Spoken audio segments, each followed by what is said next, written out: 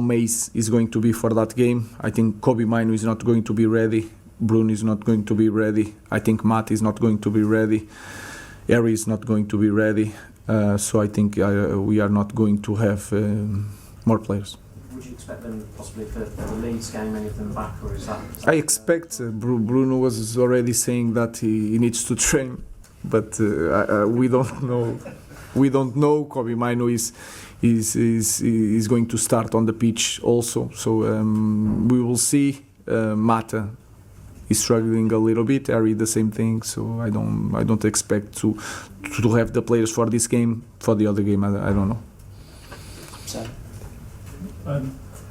With Wolves, I mean, obviously it's a big result tonight, clean sheet, but it's massive that you build some momentum heading into New Year and don't take another step back. Yeah, of course. We need to, and they show that against Arsenal they could want at least 1 point. So in Premier League you never know. They have their problems. We have our problems, but like in this game there is no excuses. We need to win. We will try to win the game. You mentioned Bruno. I know he's very persuasive. There's no chance he's going to twist. No chance he's going to play. No chance. No chance he's going to play against Wolves. You can write that. Hi, Ruben. On recruitment, you've mentioned in the past that there's been mistakes here in previous years. It's been a long-term problem. It feels like this year recruitment's been good. We've seen, you spoke about Aiden, Dorgu's had a good game tonight. All the players in the summer feel like they're contributing and improving the team.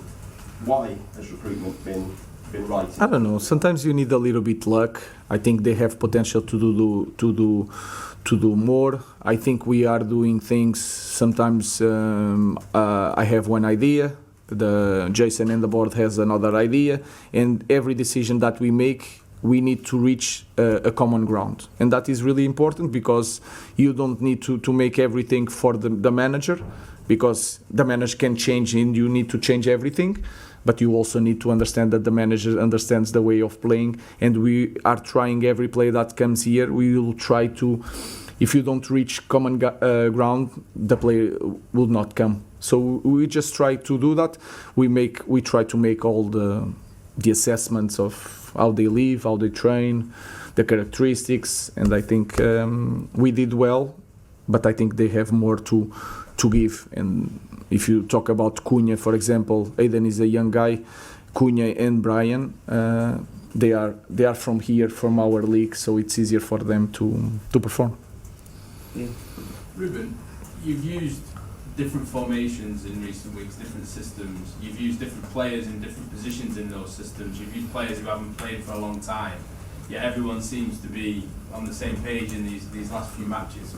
From your perspective, how satisfying is it that the coaching that you've done as a team over this time seems to be having an effect on so many different players in so many different ways? First of all, is a process, and when I came here in the last season, I understood that maybe I don't have the players to play well in that system, but was the beginning of the process. We are trying to build an identity. Today is a different moment. We don't have a lot of players. We need to adapt, but they already know that they understand why we are changing. It's not because of the pressure of you guys, of the fans. It's because now we understand the way we want to play, and the principles are the same. We can change the system, and I think we are going to become a better team. Because when all the players return, we are not going to play all the time with 3 defenders. We are going to improve. But that was something that I was talking about. But then when you talk about changing the system all the time, I cannot change, because the players will understand that I'm changing because of you. And I think that is the end for the manager. So when we are playing well in our system, I think that is the moment to change. If it's the better thing to win the next game, and that's what we did today.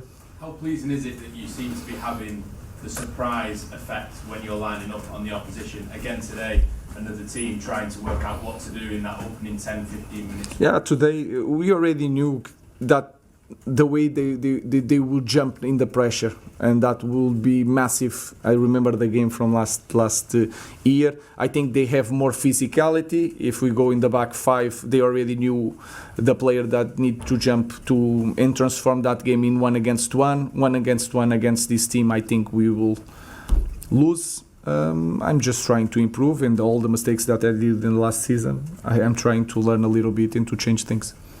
Next question for Sam. Ruben, you mentioned about Bruno. Previously, you've spoken about how he's a leader and he's invested in the team.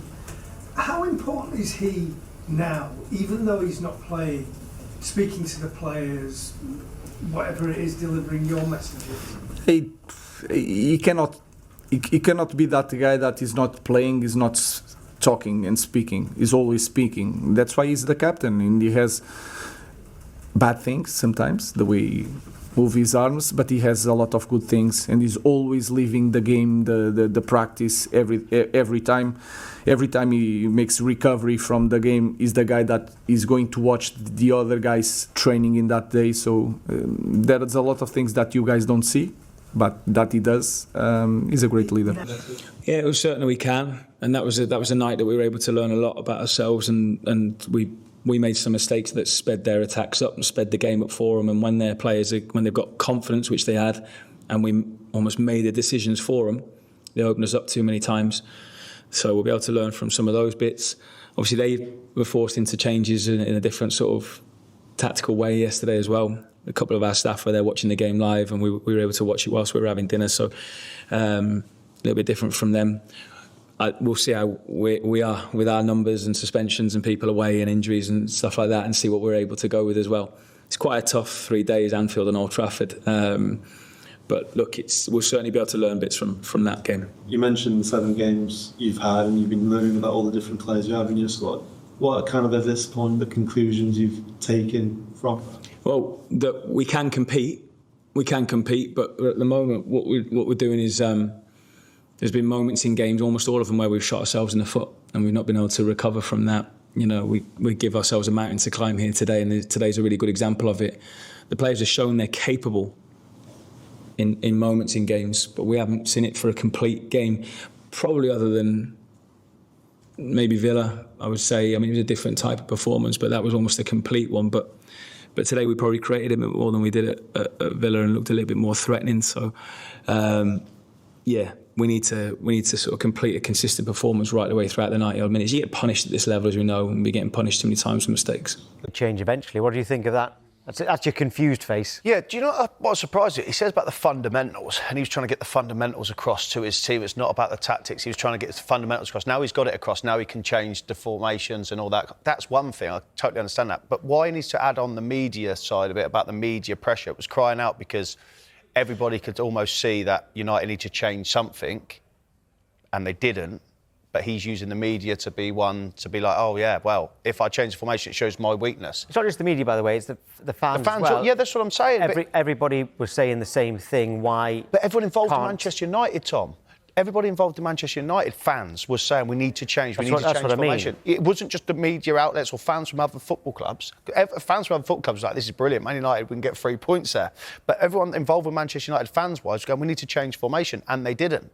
So it goes to the bit where it's you shows his vulnerability, where he's thinking about what other people say more than concentrating on what's going on at Carrington at Old Trafford. Yeah, because I think the point is, if everybody could see it, it looked like he couldn't.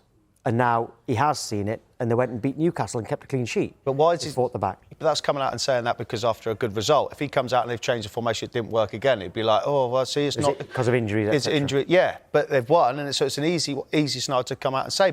And everyone jumps on. See, why have you not changed sooner? Why haven't you changed this scenario and gone to a 4? Because you've got the players to do so. And then, like he says, when his players come back from African Cup of Nations, then they can play different kind of formations because, he says, fundamentally, we've got what we want to do right on the pitch, regardless of tactics. We'll get a fan view in a moment, but if you're in the dressing room, well, put you in that Manchester United dressing room there, do you take much notice of what the media are saying? Do you watch everything on Yeah, but Sky you say Sports what the News? media's Do you saying. read the papers? Everything's on social media. The paper's not as much because you don't really get, but you get the social media side. Everyone's on their phones, and then every training ground you go in, everyone that I've been to, you walk in reception, TV's on, Sky Sports on, going to the breakfast area, with lunch area, the Sky Sports on.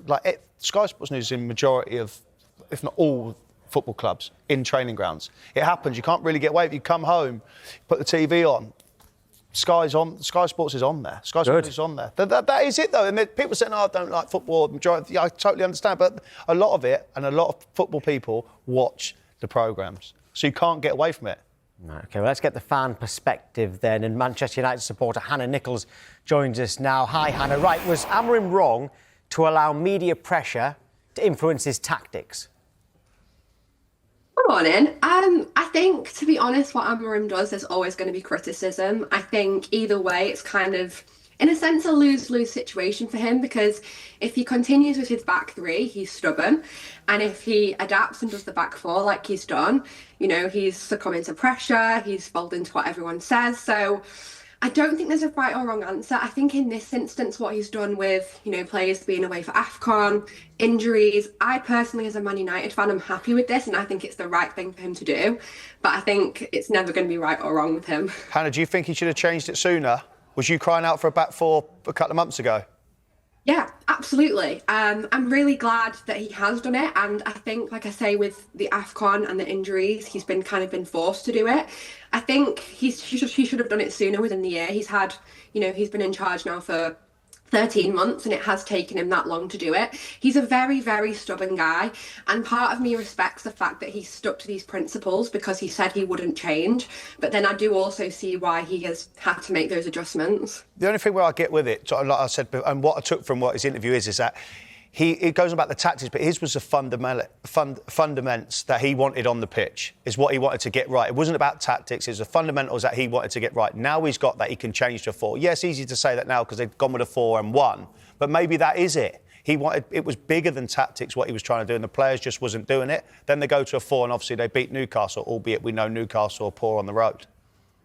Yeah, absolutely. I think he's also mentioned that if he changed earlier, he would have, per se, lost the dressing room, because he came in a year ago and said, I'm Ruben Amorim, I play with a back three. And then if he changed, you know, within a few months, it would have been slightly confusing. And also, I think he has also said that he needs players to suit the system. He needs more time and needs more money. And some people will say, you know, he's had all this money spent. But I think he's realised he's got the right players for his ideal system right now. So he's needed to adapt. And like I say, even if he didn't, there'd have been people unhappy either way. So I just feel like it's really hard for him to win in this situation. But we've sat here, Tom, me and you, and we spoke to guests beforehand. And when he's come out and said that, I only play a back three, that come across as arrogant to me. Because United wasn't winning games of football, so it was more like he was just putting himself before everybody else at Manchester United. Comparing him to how Pep Guardiola, Sir Alex Ferguson, they'd all changed systems. But game for game, though. Yes. And he just wanted to stick with the back three, so it come across very arrogant. And even you go back to when he lost to Grimsby, albeit on penalties, that's to the extreme. He lost there and played that formation. And then you go again where you weren't picking up results. Like, man, you've got to change something because you're getting yourself the sack. If you continue this way, your arrogance is going to get you the sack. Absolutely. I've been incredibly frustrated with him, and it's been, you know, in the last few recent months where I've said, I'm not sure if he's the right guy. And for him to come out and make that change for him is kind of a big deal, because when he first came in, he said, if you want me to change my system, get rid of me. So I think he's really had to swallow his pride and go, for now, I have to make this change for us to get results, because I think if he doesn't make this change, we're going to get embarrassed week in, week out. So it's the right thing for him to do. It's probably hurt him to do it, but it's the right thing to do. Do you think he's the right guy now? You said you've questioned whether he's the right guy. Is he the right guy? I'm not, as a United fan, after years and years of, you know, disappointing managers, I don't like this whole rinse and repeat cycle. So I'd like to say yes. I feel a little bit more convinced now that he's making the change than I was a few months ago, because if it was purely, I'm a back three, I'm not changing, that's really worrying that a manager can't adapt with the players that he's got. So I'd like to say I believe in him a little bit more now, but the rest of the season is going to be very telling. Like, we've got some really difficult games coming up, and we've still got a lot of absent players. I think he underestimated how big the job is at Manchester United. And everybody knows Manchester United are one of the biggest clubs in the world football, right? Everybody knows that. But I generally think he underestimated how much eyes and publicity around the world that this job gets. And he scrutinised every decision he makes. And everything he says in the press, to his player, whatever, gets out somehow. So for him coming out just saying, I only play a back three, everybody jumped on that. Everybody did in the world, really. Oh yeah, absolutely. And he makes jokes. I know he's injured right now. It's so really bad timing, but he makes jokes about, you guys tell me I should play Kobbie Mainoo. I don't know if I'm going to listen to you. Like, he obviously knows what the fans are saying. As a Man United fan, I've been crying out to see more Kobbie Mainoo minutes, for example. So I think he definitely now realises everything he does. If he goes outside for a walk, it will be reported on. Every single thing that man does will be in the media. So that's why I'm glad he swallowed his pride, because I got to a point where I was like, he's that dead set on proving everyone wrong. He will not change. And to see that change for the Newcastle game, when, everyone was warming up and then the game started and it was different, I kind of love that from him. Is he starting to prove people wrong, though? Because you're only 3 points off the top four. I would say so. I mean, I would definitely say so. The next few games are really going to be interesting for us. We've got Wolves tonight, which respectfully we should be winning, but it's games like Leeds away. That's going to be a really, really tough game, and it's going to be interesting to see if he does stick with his system, because I know we got that one win. So let's see how tonight goes. If we can get another result tonight, there's literally no excuse why he shouldn't just be going forward with this system, at least until these players are back from the competition and back from injury. So it's going to be interesting to see what he does. It will be. Hannah, thank you. Thank you so much.